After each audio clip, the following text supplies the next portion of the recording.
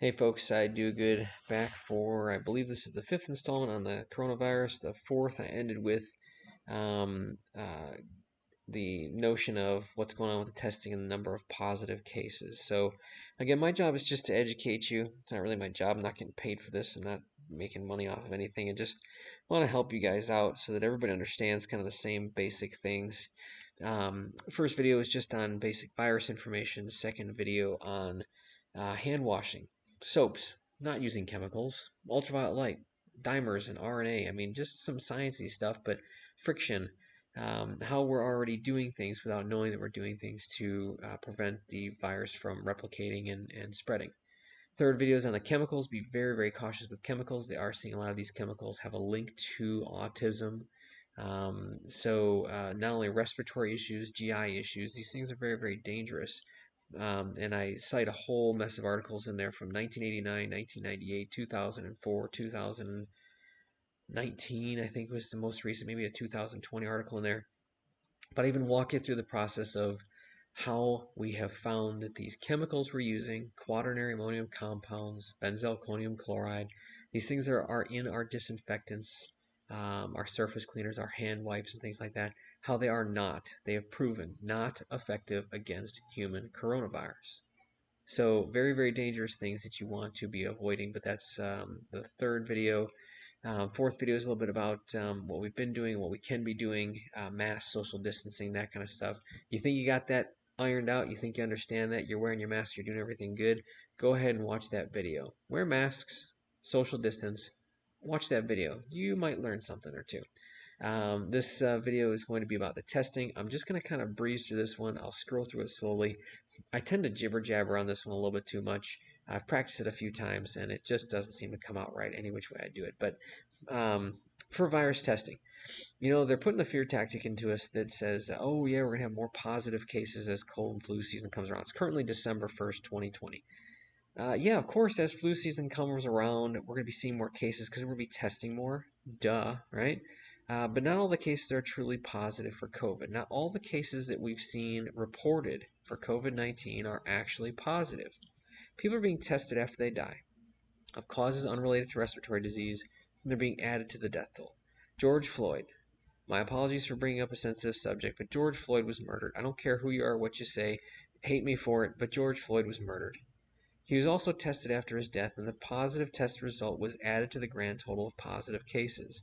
So it's not fair for them to say, here's a positive case and here's a person who died. He died with coronavirus. Yeah, he had coronavirus, a piece of it, not even the whole virus. It's not testing for the virus. We're going to learn that in just a minute. He was tested positive, quote unquote, after he was deceased. And that is just stupid. It's just adding numbers to a total, making people more fearful. People are already afraid. You don't got to kind of perpetuate this problem. You don't got to make it go on and on indefinitely. Anyway, going back to poor George, I apologize for bringing him up. I wish you the best, my brother. Rest well, rest in peace. I'm going to put up another video about police violence and things like that in my best attempt to kind of set that system straight. I know you're looking down at us from heaven, knowing that we can't predict our futures, and we should be following the good Lord every day. We'll see you soon again. Please bless our children if you get a chance. They certainly need it in this world. So I apologize for bringing that up, but back to the current issue and what should we do as far as testing goes. This again from video 1 is the virus. The green has to attach to the cup. Okay, that's the spike protein to the receptor. You don't have that receptor in your eye or your liver or things like that. This is a respiratory virus. If you have a quote-unquote diarrhea in a COVID-19 patient, those are very, very few and far between. These are almost all primary respiratory cases with secondary, later on, stool issues that resolve spontaneously on their own, and they're not severe. So nobody's dying of diarrhea, so we don't need to keep buying up all the toilet paper, okay? So get that fact straight through everybody's head, and I wish that Fauci and all the CDC and FDA and the WHO would all just say, hey, by the way, yeah, no, this is not going to affect your GI system, so we can literally have toilet paper on the shelves, because that's a problem. So we want to be clear that this virus is oh, hang on a second, let me take a step back for a moment. Okay. This virus is attaching, infecting us, releasing out of the cell, the cell is also sometimes rupturing, so the body can identify the viruses and build antibodies to them. Okay, so it's this green stuff that's on all coronaviruses. That's pretty much similar to all coronaviruses because they all attach in the respiratory lining. It's the stuff that's in here that's wound up in the RNA, and the RNA itself, the sort of genetic code of the virus itself, that is different. So the RNA is different, the nucleocapsid protein is a little bit different, but most of this outer envelope membrane proteins, spike proteins, most of those things are similar across all coronaviruses. So your body is building an antibody against the green spike protein, against other things as well, MAB, monoclonal antibody, and you're ripping those pieces off, effectively destroying the virus and making it incapable, not capable, of sticking to the cup. So can't stick to the receptor so that you can't get sick. So a person who already has been sick with COVID-19 should already have this. They should already be able to defend themselves. They also don't need to be vaccinated. So if you've already had it, you don't need to be vaccinated for it. If you quote unquote haven't been tested because you haven't had symptoms, it doesn't mean you didn't already have it. You could have had a mild case of it. You could have a mild case of it months and months ago, believe it or not. You could have the sniffles, you could have had a cough for a day and been healed, and maybe you already actually have encountered COVID-19. Your body just got rid of it faster. But that's what we need to do. So I'll just kind of scroll through this lightly so you can kind of read along. You can pause and kind of read through some of these things. But my guess is, again, those spike proteins are not different amongst variants of coronavirus to actually detect COVID-19 versus just regular coronavirus that causes regular respiratory symptoms. Remember video 1, respiratory syncytial virus, parainfluenza, rhinovirus, and coronavirus are your common cold constituents. Okay, those are the things that cause the common cold. So basic stuff about the current testing. The main test that we focus on, that everything is referenced against, is only 80% specific, which means 20% are not actually positive. So when they say that you're positive, 20% of the time it's actually not for COVID-19. It's not specific enough to COVID-19. It's requiring only a very, very small piece of the RNA. So back up here. Here's your RNA. It's testing for an N1 and an N2 for the probes. If this is chopped in the middle, if you don't have this thing in its complete uniform state, if it's chopped in the middle, it wouldn't be infectious, so you wouldn't get sick with it, but you'd still come up positive because you still have both probes. Let's say that this gets into your cell. Go back to video 1, learn about mutation. As it goes through and it mutates and it comes out, you're swabbing out here. You pick up this virus. It is not infective. It is broken. It's missing pieces of the RNA. But as long as you have those 2 probe sites, you come up quote-unquote positive. And even still, some coronaviruses that are not COVID-19 would actually still come up positive as well.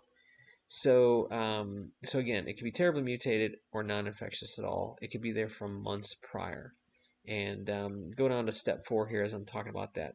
The group Sun is the author, and Lab Group 2020, titled Prolonged Persistence of SARS-CoV-2 in RNA and Body Fluids, published in Emerging Infectious Diseases.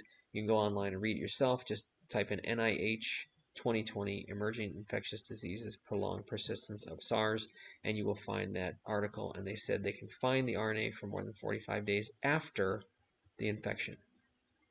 45 days after, more than 45 days after, they can still pick up that RNA. So you've got a cold right now. It doesn't mean that you necessarily have COVID right now. You could have had COVID before, and now they're just picking up remnant pieces of that RNA.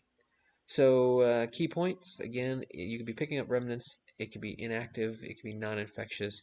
And the test itself is not highly specific to, to COVID-19. The new test, there's the newest one by Abbott Labs, looking at the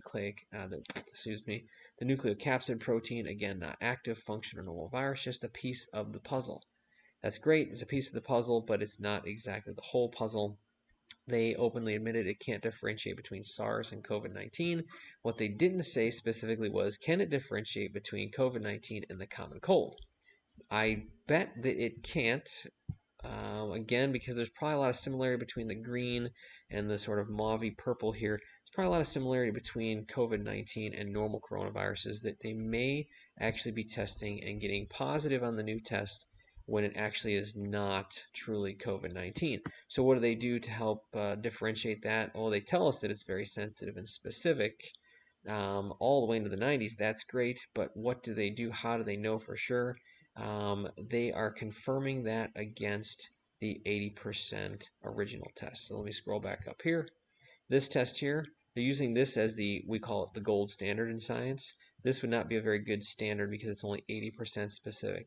But what they're saying is that, oh yeah, if you come up positive on this new test, then almost 100% of the time you come up positive on the other test. Remember, the other test is only positive 80% of the time. So we're still actually no closer. It's just that this test maybe is cheaper to make. It's better for Abbott Labs because they make a bunch of money, and it's maybe faster. Maybe it's a 15-minute test rather than a 4-day test. So again, no matter what, the PCR test does not require the active virus particles, doesn't require the in full particle. It can just be pieces of the RNA, and really it boils down to still only 80% specific itself.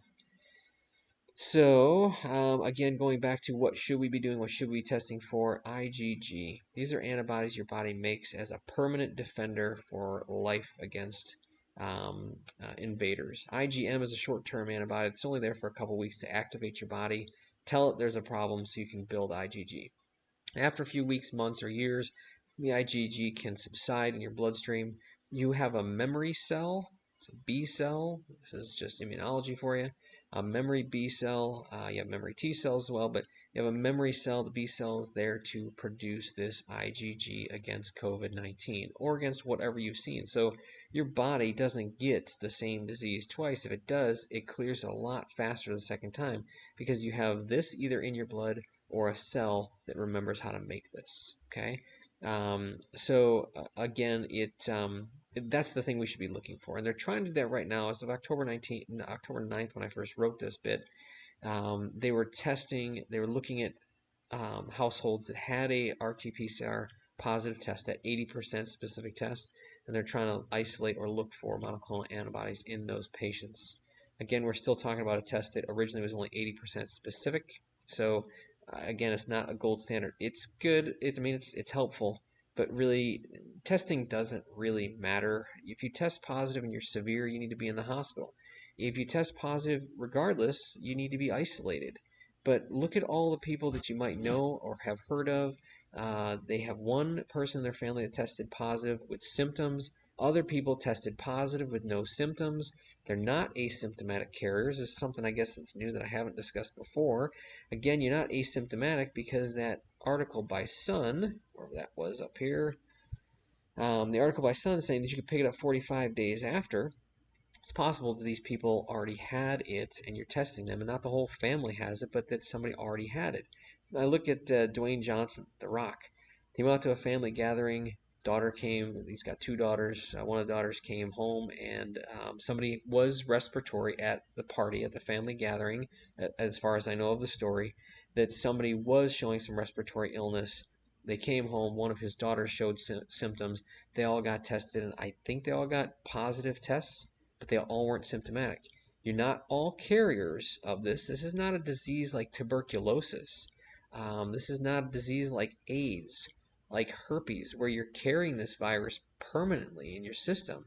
And tuberculosis is not a virus, it's a bacteria. But anyway, it's not one of those asymptomatic carrier state diseases.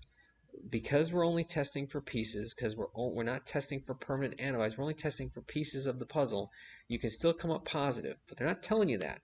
They're making you think that there are asymptomatic carriers. When I say they, it's the FDA, CDC, the government. They're making you think that there are such things as asymptomatic carriers, and there is nothing to prove that they're asymptomatic carriers. But having multiple people test positive and not show symptoms could be that they were already infected weeks or months before. So that's why developing a test for IgG antibodies would be the best way to go. Because if you've had it, you would have these things. If you've had it, you wouldn't need a vaccine.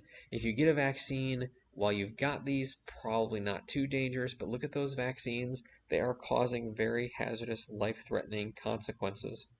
A lot of reactions with those vaccines. So I don't want to see people get a vaccine that's potentially going to be life-threatening when is the current state of how we treat people with steroids and antibiotics. We're treating them better. That people are not suffering, people are not dying like they were from COVID-19. So I just think it's really, really important to kind of dictate that to you.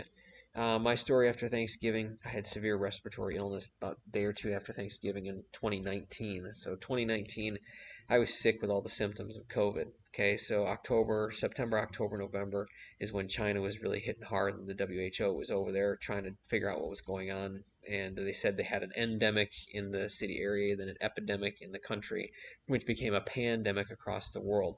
My guess it was already a pandemic before we knew it, because I also had 50 clients that canceled their appointments in my office in the month of December alone, all with respiratory illness. All these people had terrible chest congestions. They're all complaining about fevers for several days. So I'm not one that normally gets very sick, but I was pretty darn sick during that time frame. So if you could test me, I'd probably have the IgG antibodies. I definitely would have the memory cells. If you tested me, maybe I'd come up positive on a nose swab because I might be carrying that RNA up my nose for this period of time. So without showing symptoms. One of my gripes is my own son got isolated from school because he had a contact trace to somebody that was also positive. He was not, he was tested negative, but they forced him to stay home because of this contact tracing. But I'm telling you, we can't just keep taking off of work. I know the government knows that, but the government doesn't care. But we just need to be doing something different. What different do I think we need to do? I think we just need to send the kids back to school. Look, if they're sick, let's keep them home. But you can't expect parents to take 2 weeks off of work when their kid is not sick. If a kid gets sick, and look at the statistics. We still don't have severity or death in COVID cases in kids under like 10, 12, 13 years old. There's very few severe cases in people under 17. If we don't have the severe cases, let them stay home healthy, go back to school. But if they haven't shown symptoms, send them back to school, because we're not going to fix the economy by keeping people home from work for 2 weeks. If my son goes back to school and then gets contact traced to somebody else, he's going to be off for another 2 weeks. And that's just absolutely positively ridiculous. That you can't expect us to have the ability to afford things and to support an economy if we can't work. And just so everybody realizes that the fat cats on Wall Street are not suffering, the economy is doing fine. It's just something else that the news media can throw into our faces and make us worry about. Because let's face it, drama sells. But I do want you to realize that that is my sort of easy explanation and plan. That if the child's not sick, send them to school. Contact trace or not. We didn't contact trace during the summer. We didn't contact trace in the spring. We didn't do any of that stuff. It didn't make a difference. We're not seeing fewer cases now that we're contact tracing. We need to send the kids to school. You're healthy, go to school. Somebody's sick, stay home. It's just that simple. That's the simple stuff I talked about in a previous presentation here about the COVID stuff. It's the simple stuff that we're doing now that we weren't doing then. And keeping track of these things and keeping kids at home that are healthy is not fixing any problems. So anyway, I'll let you kind of read through the rest of that stuff. And then going down, I'm going to get ready for the last video here. But I want you to fret not, you're alive. Chances are you've already had it and you're immune. So relax, eat well, sleep well, go back to work, send the kids to school. Not everything we hear on the news is true. If you think everything on the news is true, then I just think that you need to come over to my house and let me just obviate some facts about the news for you. But I've tried to clear up a lot of the craziness and disinformation about the testing and quote-unquote positive cases. But the news is always going to be spewing more crap, especially regarding the death toll, and that's what I'm going to get into next. This little bit here is just stuff on the probes. I was just taking notes on the probes. I did find that through a search at GenBank, G-E-N Bank, there, okay, GenBank, that the same probes are not only specific to a particular isolate of COVID-19, but they're also 100% or 95 to 100% specific to a bat coronavirus. And that's what's going to be kind of important in my last little video. So that's my last little video. I'm going to put the rest a little bit of the argument over who started this, and so we can all get off China's case and we can all just kind of get back to being nice to each other. Okay? All right. Be well, folks. See you in a bit.